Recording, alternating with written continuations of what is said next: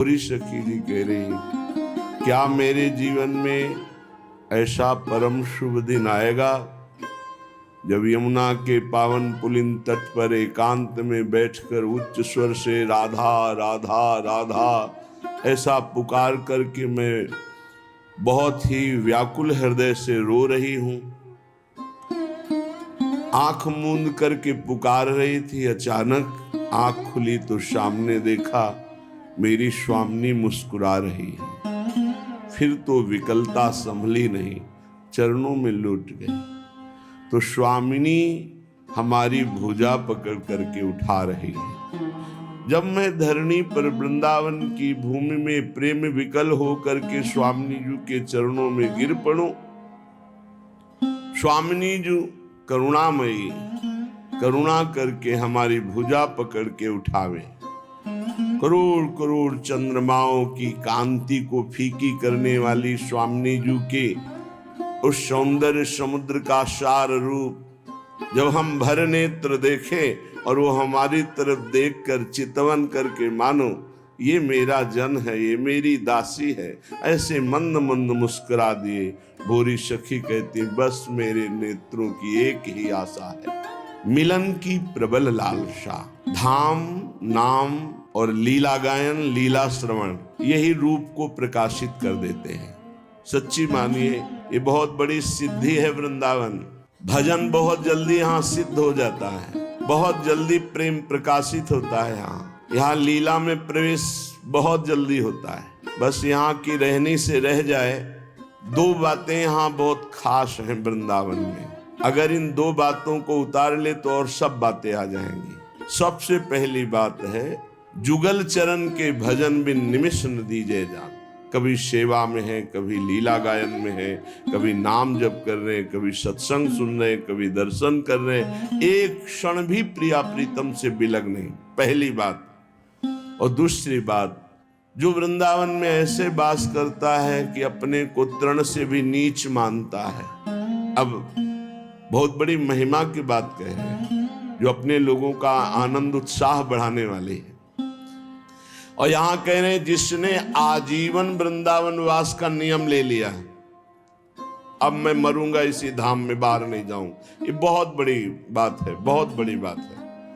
बहुत परीक्षाएं आती, बहुत विचलित करने की लीलाएं माया करती है, पर ये अखंड वृंदावन वास का जो नियम ले ले, बहुत बड़ा नियम है। मतलब समझो आना जाना मिट गया, पक्का। इसमें तो विश्वास, दृढ़ विश्वास है। बहुत महिमामय है आजीवन वृंदावन वास करना, पर टूटना नहीं, मरना है। एक बार जीवन को प्रभु के चरणों में अर्पित कर दो, चाहे जितना कष्ट मिले। मरना तो है ही यार, मरने से बढ़कर कोई कष्ट नहीं।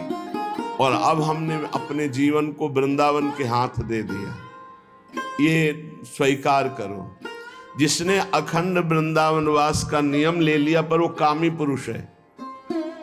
दूसरा यशोर थी, वो अपना नाम चाहता है, अपना यश चाहने वाला है। तीसरा त्यक्त सत्पथा, संतों के मार्ग का त्यागी है वो। यदि वृंदावन की कृपा हो गई और उसने निश्चय कर लिया कि मैं आजीवन वृंदावन वास करूंगा, तो कह रहे कथम वृंदावन सिद्धिम न, उसे कौन सी सिद्धि नहीं प्राप्त हो जाएगी, सब कुछ प्राप्त हो जाएगा।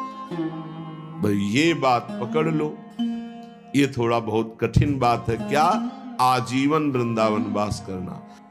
प्रभु का समर्थ नाम, समर्थ धाम, समर्थ लीला, समर्थ रूप ध्यान, किसी एक में हमारी आसक्ति हो जाए। मैं आपका श्यामा श्याम, मैं कैसा हूं ये आप जानते हैं। मैं कोई अपनी पात्रता, गुण, तपस्या, साधना के कारण दावा पेश नहीं कर रहा कि आप हमारे हो, नहीं। तवास्मी की, मैं आपका हूं, आपका हूं। आपको तो हजारों लाखों करोड़ों अरबों भक्त हैं, पर नाथ मेरे लिए आप ही हो, मेरे आप ही साधन हो और आप ही साध्य हो। और खास बात, ये भी मैं झूठ बोल रहा हूं, क्योंकि तवास्मी मैंने बहुतों से बोला है। मैं आपका हूं, मैं आपका हूं, मैं आपका हूं, बहुत से बोल चुका हूं, यह भी सत्य नहीं है। बहुत सुंदर महाकरुणा में श्री प्रिया प्रीतम उसे आत्मसात कर लेते हैं, अपने में मिला लेते हैं, अपना रूप दे देते हैं। किशोरी मातमानम, अपना रूप सहचरी वपु। श्री लाल प्रिया की इच्छा ही सहचरी है, लाल प्रिया का मन ही सहचरी है, लाल प्रिया की संधिनी शक्ति ही सहचरी है। ऐसे एक बार जो हृदय से बोल दे मैं आपका हूं, तो ये कभी छोड़ते नहीं हैं। और महापतित तो हो, नीच हो, तो कह रहे हैं करुणया दात्मसात, करुणा करके उसे अपना स्वरूप प्रदान कर देते हैं। ऐसा हमारे प्यारे जू का स्वभाव, ऐसा महामहिम करुणा में वृंदावन। अब हमको चूकना नहीं चाहिए, बहुत बढ़िया अवसर मिल गया है। शरीर के ढांचे का कुछ पता नहीं है कि ये कब कैसे गिरकर नष्ट हो जाए, कब कौन सा रूप ले ले मृत्यु और हमारे शरीर को नष्ट कर दे। हम बड़ी कामना से बड़े सुंदर सुंदर मनोरथ करते हैं, मकान बनाते हैं, रुपया पैसा जमा करते, खूब खाएंगे, मौज से रहेंगे, और पता नहीं उसमें प्रवेश हो कि ना हो। ये दिमाग में बैठा लिए, मृत्यु को कहीं दूर से सवारी से नहीं आना, वो आपके सिर पर सवार है। सर्वतो भावेन, तैयार रहो मृत्यु के लिए। तैयारी क्या है?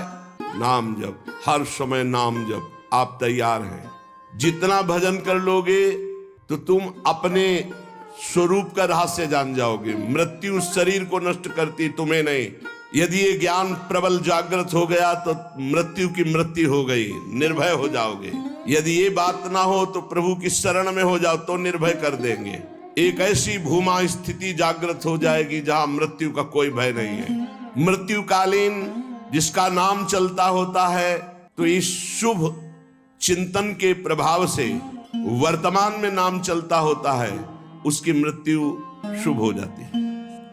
भगवद स्मृति प्रतिपल यदि है तो घबराहट नहीं होगी, भय नहीं होगा, बड़े आराम से शरीर छूटेगा। शरीर तो छूटना ही है, और बड़े आराम की व्यवस्था में पहुंच जाओगे जहां श्यामा श्याम परमानंद बरस रहा है। भक्ति की कमी, कामना की वृद्धि, यही हमें भजन से विमुख किए हुए है।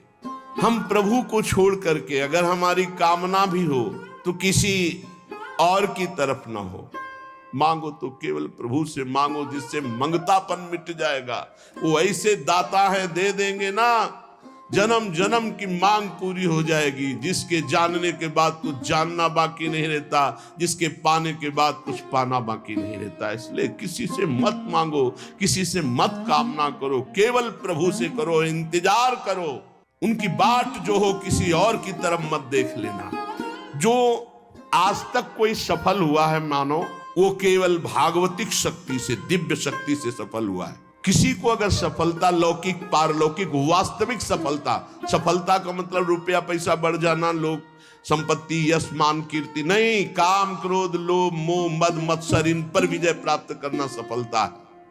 कि चाहे विपत्ति हो, चाहे कामना हो, कैसी भी परिस्थिति, सीधा श्री भगवान से, सीधा श्री भगवान से आर्त भाव से अन्य आश्रय छोड़कर पुकारे तो हमारे जीवन का बहुत बहुत आनंदमय परिवर्तन हो जाएगा।